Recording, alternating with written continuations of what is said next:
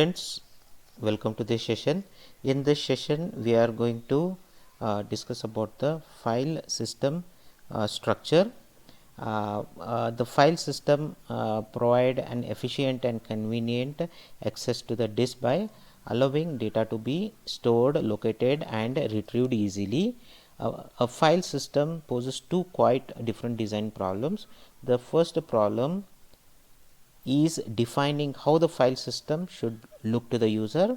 This task involves defining a file and its attributes, the operation allowed on a file, and the directory structure of organizing the files. The second problem is creating algorithms and data structures to map the logical file system onto the physical secondary storage device, that is the disk.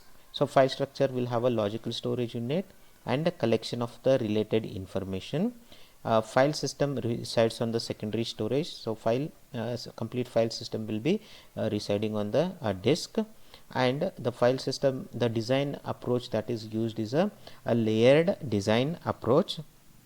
And we have something called as a storage structure called as a file control block, which will have the storage structure consisting of information about the file. Whatever the information about the file, that all that information will be stored in this particular control block, that is called as a file control block. This is the layered file system. So application programs, so these are the different levels. We have application programs, logical file system, file organization module, basic file system, this is IO control, and the device itself. So the basic file system needs only to issue a generic commands to the appropriate device device driver to read and write physical blocks on the disk. Okay, each physical block is defined by its numeric disk address. This layer is also manages, this particular layer also manages the memory buffers and caches that hold various file system directories and data blocks. And a block in the buffered block in the buffer is allocated before the transfer of a disk block, before the transfer of a disk block can occur. So this is the file control block, and whatever the information related to the file will be stored onto this storage structure, like permission, date of change, created, changed, things like that, owner, group information, size, and file data blocks or pointers to the file data blocks. All those information would be contained in the file control block. So in memory file system structure, the following figure, the figures are in the next slide. The structures provided by the operating system, these are the in memory structures that are available. So this is the in memory file system structure. The first one is this represents the file open, how the file open operates, and second one is the it is a file read. Okay, here the open open system call returns. Here we can see this is open, it is the system call. It returns a pointer to the appropriate entry in the per process file system table. So you can see here per process open file table. So this is the table that we will be having. So it will return a pointer. All the file operations are then performed via using that pointer. So file name will not be referenced, that pointer will be used. The file name may not be a part of the open file table, as the system has no use for it once the appropriate FCB is located on the disk. So open the file name from the directory structure, we will get a pointer to the FCB file control block, and this file control block has all the information regarding that particular file, and we can get the access to the blocks where that particular file is having its blocks. Okay, and whenever we are opening a file, this particular information can be cached, so that on the subsequent access, so the operating system may get it directly from the cached information. Virtual file system provide an object oriented way of implementing a file system. In earlier sections, we looked at modern operating system must concurrently support multiple types of file systems. So multiple types of file system must be supported by the operating system. VFS allows the same system call interface to be used for a different types of file system. So same interface will be used to support the different types of a file system. The API is to the VFS interface rather than any specific type of file system. So here you can see, here we have the file system interface here, and that is the first layer. Then we have the VFS interface, and this can support a different local different file system, and it can be local or it can be a remote. So here you can see a remote file system. So this forms as the this is how it supports the different types of a file system. Directory implementation. The directory implementation, either we can have it as a linear list of file names with pointer to the data blocks. So this is a simple linear list that we can use. When we use this kind of a linear list for directory implementation, it is very simple for implementing, that is simple to program, but while executing it is a very time consuming, because we have to go through that complete linear list to look for particular directory. The other better solution is a hash table linear list with the hash data structure. So the biggest problem with a linear list is the search. The search would be, it will be taking lot of time. That is the reason linear list with hash data structure, this will be helping in reducing that the search time, decreases the directory search time. Collisions. So situations where two file names hash to the same location. So here the in case of a hash table, whatever the hash function we are using, and it would be of a fixed size. Based on that, the size and the whatever the hash function that we are using, we might hash to same location. So two file might hash to the same location. That is what called a collision. So that possibility is there in case of the hash table. And allocation methods. So in mainly in allocation methods, what is allocation means? Allocation methods refers to how disk blocks are allocated for the particular files. Means how how the disk the blocks that are available on the disk, how they are allocated for the files. So there are mainly three different types of allocation methods. One is the contiguous allocation, second one is linked allocation, and third one is the indexed allocation. And each of these three methods has their own advantages and disadvantages. So we will look each one by one. Contiguous allocation. In case of a contiguous allocation, each file occupies a set of contiguous blocks on the disk. So in this particular method, what happens, we will have all the blocks are contiguous. Okay, the file takes all the contiguous blocks on the disk. This way it is simple, only starting location, block number and length number of blocks are required. So if I want to access the file, what are the information that would be requiring? It is very simple. We need to have the starting location, which is the starting block, and what is the length, how many blocks are there. If we have those two information, we can access the file.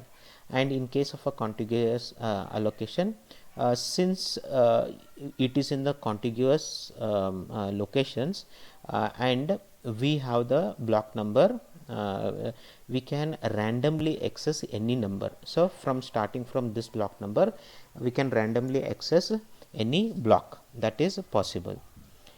Wasteful of space. Dynamic storage allocation problem. So here when we have the contiguous allocation, we know that always whenever we want to store a particular file, we have to look for the contiguous memory location. When we have contiguous memory location, then only it will be stored. And let us say a particular file is like say 1 MB, and if there is a 1 MB contiguous memory location, then it will be stored there. If there is a little less than 1 MB, then it will not be, that particular memory blocks will not be considered. So there is a possibility of lot of holes being created in the disk. So that is the wastage of the space. Then another problem is the files cannot grow, since contiguous, it is allocated with a contiguous memory blocks. The files cannot grow in case of this method. Okay, mapping from local to physical, this is okay. So this is the example contiguous allocation of disk space. So this is the disk, and in the directory structure, we have file, start of the block and length of the block. So we have file count, which starts from the 0 block and it has a length of 2. So if you can look here, this is the block where the count file will start, and it has a length of 2 blocks. Similarly, tr file is at memory location, memory block starting from 14. This is the tr file, and for next 3 blocks 1, 2 and 3. Similarly, mail is at 19, and it occupies the 6 blocks and so on. This is the how the allocation is done on the disk. Okay, so one of the problem we saw with the fixed contiguous allocation is that because the memory, it is a contiguous allocation, the files cannot be extended, right? Because it is on the continuous contiguous memory location, it cannot be extended. That particular drawback can be overcome by using a extent based system. Okay, many newer file systems, that is Veritas file system, use a modified contiguous allocation scheme. Extent based file system allocate disk blocks in extents. So what it will do is, extent based file system allocate the disk blocks in extent, and the extent is a contiguous block of disk. Extents are allocated for file allocation.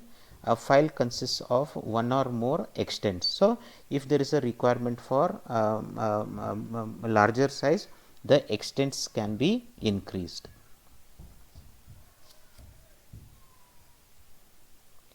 Next one is the linked allocation. In case of a linked allocation, each file is linked, is a linked list of disk blocks. Blocks may be scattered anywhere on the disk. So here we do not rely on the contiguous memory location. Instead, we will have a a linked list of all the blocks, and each block will be having a pointer pointing to the next block, and all these pointers are scattered in the disk. So, they need not be at the contiguous memory location. Using this linked allocation, we can avoid the wastage of the memory space. Linked allocation, simple, need only starting address. So, in case of a linked allocation, we need only the starting address. Once we have the starting address, each of the block, we saw in the each of the block will have a pointer to the next block, and so on until the last block. So, last block will not point to any more block, that is the last block. So, need only the starting address, then we can access the complete file. Free space management system, no waste of space, because all these blocks are scattered. We can have any block residing in the disk, so we can reduce the wastage of the space. No random access. However, the one problem here is we cannot do the random access. The reason being, suppose if you want to access randomly any block, but we have to begin from the starting address. So, we will have only address of the starting block, and we don't know where is the next block. So, we have to go through the complete linked list to know which blocks are being used. So, this is an example of a linked allocation. In case of a linked allocation, you can see we have the this is the file, this is the entry of the directory structure. We have the file here, we have the starting block and the ending block. So, the starting block 9 will have a pointer to the next block, and this block will have pointer to the next block, and this particular block will have pointer to the next block, and this block will have a pointer to the last block, that is 25. So, this is how we keep the file. So, this is how we can avoid the wastage, where each block will point to the next block where it is located. File allocation table. So, this is the one problem that we discussed with the linked allocation is that like one problem is like we cannot have a random access. The second problem is it is a linked list of all the blocks, and if there is any problem with the data structure or the metadata. Metadata is what? The information about the file. If there is any corruption and that particular chain is missed, there is no way we can retrieve all the blocks. Okay, so that is the biggest problem, and that particular problem is solved using something called as a file allocation table.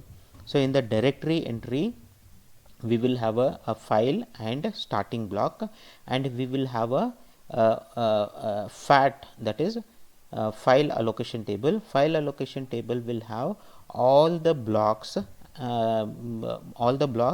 and where it is pointing, the block which is pointing to the next block. All those information will be stored in the file allocation table, and this file allocation table is indexed by the block number.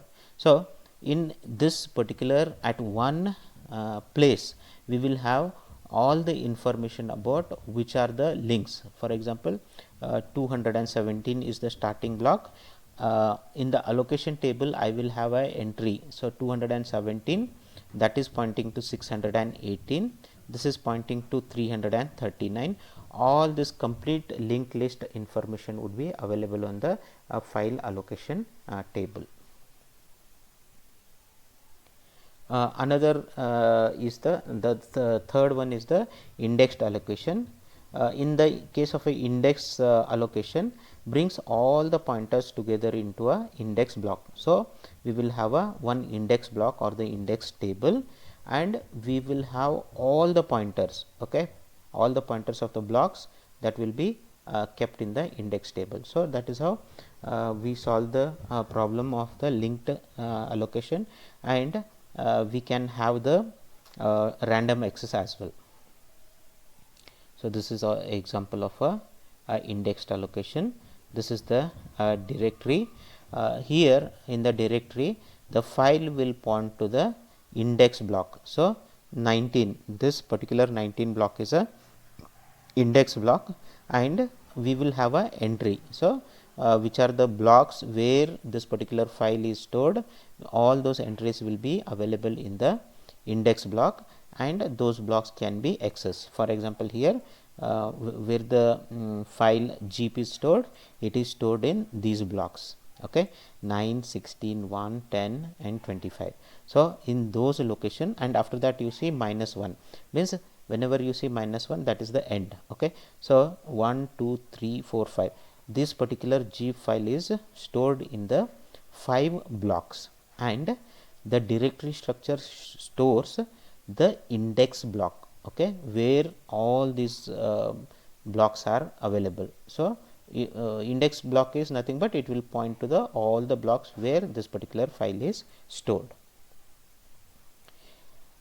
So in case of a indexed allocation, we need a index table, and random access is possible because we have all the entries in the index table we can randomly access. Dynamic access without external fragmentation, but have overhead of a index block. So in this case, even though it gives a advantage, we have a overhead of a index block. We have to maintain the index block itself, that is an additional overhead. Mapping from logical to physical in a file of a unbounded length, okay. Then in case of a indexed allocation, we can have a linked scheme, okay. Link blocks of index table, no limit on size. So earlier we talked about the allocation table. In case of a allocation table, we have a set of it is a fixed size. When we have a fixed size, okay, this particular, when we have this particular block, whatever the block size is, if this particular file is not utilizing all the entries, so if it doesn't need those many blocks, all these locations are wasted. So to avoid that, what we can do is we can have a linked scheme. So we will have a link blocks of index table. So instead of having just as a entry of a one block, that will be converted into a link blocks, so that it will be stored as a linked list. Similarly, either we can have one level, this linked scheme is a one level indexing, or we can have two level of indexing. The meaning is, first we will have we will index into certain block, and from there we will have pointers to another index block, okay. So if I want to access the particular block, first I will land up in a first index block, and from there I will get one more index. I will go to that particular index block and I will find the which is the block number. So this is the you can see this is the outer index, and this is the index table. Outer index will store, this is the first layer, this is the second layer. First layer will store the index to the index table, and once you get index to that particular index table, you go there. In this index table you will find the actual blocks, which are the blocks that are used from the disk. That is how you get the all the blocks. This is a combined scheme. So when we talk was a single layer or a linear scheme, and second one is a indexed, okay. Second one is the indexed allocation, where there is a two layer, one is a one layer and this is a two layer. What we can have is another implementation is we can have a combined scheme, which will have the linear scheme as well as a two layer scheme. You can see here in this particular example, we have all the information about the file. Then we have the direct blocks. So first we will have a few sets of the direct blocks, and it will point to the blocks, which blocks are being used. And once this direct blocks are over, we can have a single direct. So this particular block will act like a index, and it will act like an index table, and it will point to another block, and you will get the data. Or we can, this is a one layer, or you can have a two layer. So this is called as a combined scheme. Free space management. In case of a free space management, we have we need to manage the free space. This is a very important requirement, because we have a limited disk space, and that should be used properly, and we should have a proper free space management. We need to reuse the space from deleted files for new files if possible. And to keep track of free disk space, the system maintains a free space list. So there is a data structure called free space list, where free spaces are maintained. The free space list records all free blocks, and that information, for storing that, we can have a different schemes. One is a bit vector or the bitmap. In this case, how it is used is, let's say we have n blocks, n number of blocks, then we will need n minus 1 bit. We are going to use only 1 bit for storing whether that particular space is free or not. So this vector, so bitmap will have one bit. For example, if that particular this index represents the blocks, and the value of that element represents whether it is free or not. If the value is 0, then it is free. If the value is 1, then it is occupied. So this is very simple implementation. Using looking at this bit vector, we can easily find which are the free spaces that are available. And for calculating the address, we can directly use number of bits per word into number of 0 value words plus offset of first 1 bit. Let us say wherever we find the particular first one. So how to find the free spaces? Here it is a linear search. Okay, that is also one of the disadvantages. We have to do a linear search starting from 0th location, and wherever you find the 1 value as 1, that would be the free space. Using that offset, you can find the block address.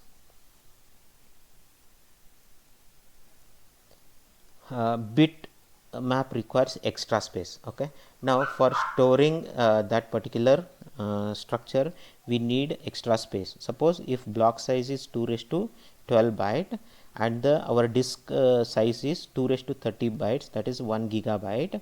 How many bits we have to set or reset so that we can track all the blocks? That would be 2 raised to 30 divided by 2 raised to 12, that is 2 raised to 18. We would require 32 kilobytes of information for having this particular bitmap. Here easy to get contiguous files. So in this particular structure, we can easily get the contiguous files. Then there are certain problems, because it's a linear search, and finding particular free space always requires we have to search through, suppose example 32k bytes, we have to search through and we have to find the free location. The other solution is linked list. Okay, in the linked list we will have only the free list, all the blocks which are free, that is formed as a linked list. and from linked list we can easily, without any effort, we can easily find the free space. Cannot get contiguous space easily. Okay, in case of a here in case of a bitmap, it is very easy to find a contiguous memory allocation, because all the bits, all the blocks are in order, like all the blocks are ordered by the okay, all the blocks are ordered by the, 1 second, sorry.